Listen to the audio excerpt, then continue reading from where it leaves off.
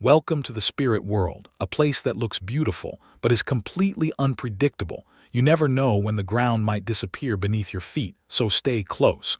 Because getting separated here can be deadly. Korra and Asami are walking together. Asami says, "I can't believe I'm actually here." Korra smiles, "The spirit world is wild. Anything can happen." Asami replies, "So, where do we start our vacation?" Korra grins, "You thinking what I'm thinking?" Then Korra suddenly shouts, "Race you to the top." Asami laughs, "Looking a little slow, Avatar." Korra replies confidently, "I'm going easy on you." But suddenly the ground begins to shake. A deep rumbling sound fills the air. Korra stops. What's happening? And then boom, the ground cracks open. Both of them fall. Asami screams, "Korra!" Korra grabs her hand. "Hang on, I got you." They crash down hard. A powerful voice echoes, "Dares climb upon me." Korra looks up, shocked. "I'm sorry, noble spirit.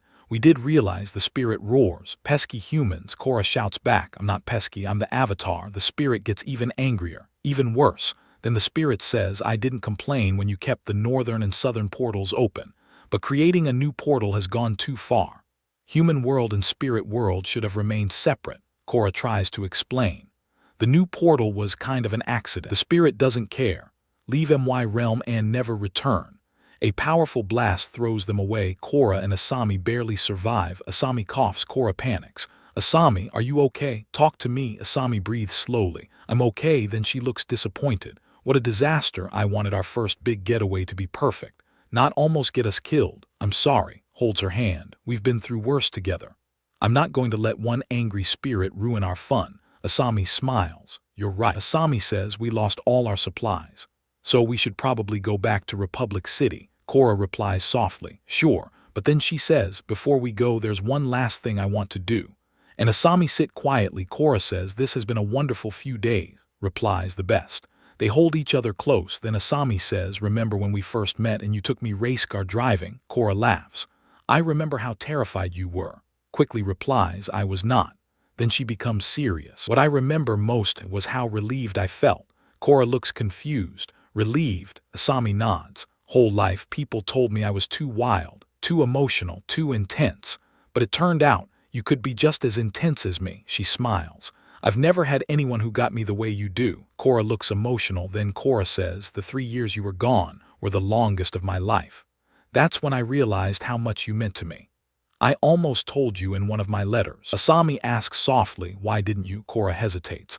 "I was scared. If you didn't feel the same, maybe you never come back." Asami holds her hand. Then Korra asks, "How about you? When did you know?" Asami answers, "After you were poisoned. You were broken, and I was there for you when you couldn't even be there for yourself. But you were so messed up then, and I didn't know if what I felt was real." Then she says, "But it wasn't an accident, that you were the only one I wrote to. I was gone." They smile. Then a spirit animal appears. Korra says, "Looks like our ride here." Asami looks surprised. "How does this dragon bird keep finding?" Replies, "It can sense where I am. Every spirit hates me." Asami sighs, "I wish we could stay longer." Korra smiles. "Maybe our vacation doesn't have to end yet." Asami looks confused. "What do you mean, Korra? Where are we going?" Korra says, "It's a surprise." They arrive at Asami's home. Asami panics. "Parents?" Korra smiles. "It'll be fine. They're going to be thrilled when we tell them about us." Asami looks nervous. They enter. Asami's mother smiles warmly. "Korra, what a surprise." Then they sit for dinner. Asami says politely, "It smells delicious, Mom." Her mom smiles. "Thanks, sweetie." Then Korra becomes serious. She says, "I'm just going to come out and say it." She looks nervous. "I didn't think I'd be this nervous." Asami's parents listen. Korra continues, "As you know, Asami and I have been friends for a long time. And well," takes a deep breath, "your daughter is incredible. I'm thankful she feels the same way." Asami finally says, "What we're trying to say is, we're together." Silence. Then her mother smiles widely. "That's wonderful." Her father nods. "I couldn't be more pleased." Asami is relieved. Then her father says carefully, "Just be careful, Korra. It's best to keep your personal life private." Korra instantly gets angry. "What's that supposed to mean?" Asami's mom explains, "Not everyone will be so accepting." Stands up. "That's their problem. I don't care what they think. I'll tell whoever I want." Asami says quietly, "Korra," but Korra storms out. Asami follows. Outside, Korra says, "I'm sorry about my parents." Asami replies calmly, "They were being overcautious. I kind of understand." Is shocked. "You," says, "Listen, I'm not ashamed to be with you. You wanted to tell the world. I'd be right behind you. But there's a selfish part of me That wants you all to myself, just for a little longer. Realizes her mistake. Such an idiot. You were trying to tell me you didn't want to go, and I ignored your feelings. She sighs. I'm sorry. Asami smiles softly. It's all right. Excited too. Then she says what we have is like the spirit world. It's special and rare, and not everyone is going to see it that way. Holds her hand tightly. Matter what anyone says, I'll have your back. Asami replies, same here. Back in Republic City, a businessman is yelling, you have 10 seconds to vacate this area or I'll call the police. Jinora replies confidently. This land is sacred now. It belongs to the spirits. The businessman screams. This is my property. Korra arrives. What's going on? Jinora explains. We were meditating, and this guy showed up yelling at us. Man introduces himself. Wanyang Kiem, he smiles. Kiem Enterprises owns this land. He wants to build an amusement park, a road tourists profit. Korra is disgusted. The world is beautiful, and that's why people like you shouldn't be allowed near it. But Kiem shows legal papers. These deeds give me the right to do whatever I want. Suddenly, a spirit appears again. The spirit says, I urge you to close the portal, Avatar. Korra replies, I understand you want spirits safe, but shutting the portal isn't the answer. Then the spirit warns her, I will hold you responsible for keeping it safe. Nods. You won't have to protect it alone. Everyone stands together. Kiem still yells, you are trespassing on my land.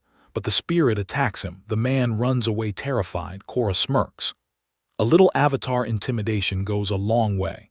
Now we cut to a dark part of the city. A violent street fight is happening. The creeping crystal Triad is fighting the triple threat Triad. A gang leader shouts, where's your new leader? Triple threats.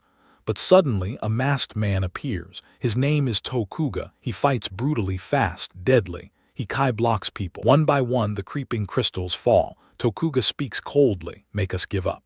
The police arrive. Mako and Balin show up. Balin yells happily, freeze, police. Mako sighs, can you stay focused? They defeat the gang members, then Mako recognizes someone. Two-toed Ping. Ping laughs. Hey Mako, long time no see. At police headquarters, Mako slams the table. Enough stalling, Ping, start talking.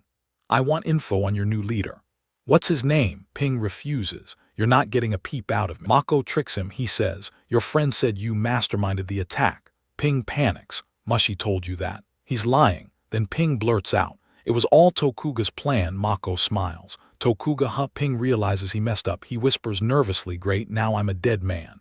Then he explains, when downtown got destroyed, all the triads scattered. Took advantage. He killed their old leader, then recruited everyone. Anyone who refused got eliminated. Now Tokuga is taking over the city. Mako looks serious. Then the narration ends with, Tokuga has just become Republic City's most dangerous criminal. Just like that, a new enemy rises in Republic City, not a spirit, not a dictator, not a warlord, but a criminal mastermind who wants to control the streets. And this time even the Avatar might not be enough. To be continued.